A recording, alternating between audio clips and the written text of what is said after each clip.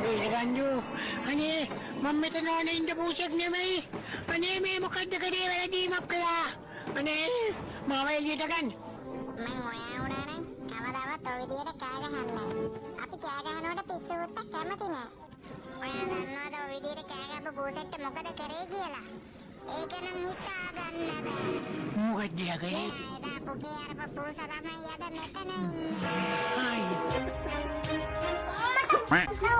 මෙන්න දැන් ලැබුණු විශේෂ පුවතක්.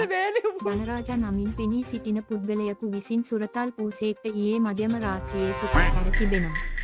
ආරක්ෂක අංශ පවසා සිටින්නේ සියලුම පූසන් නිවෙස් වල රැඳී සිටින ලෙසය. ස්තුතියි.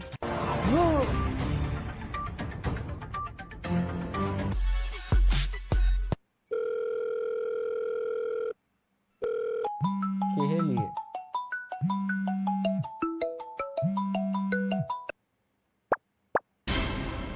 ඕ මූ කොහෙද මේ කැලේ? අතරමං යකෝ මේක තියෙන නගරේ.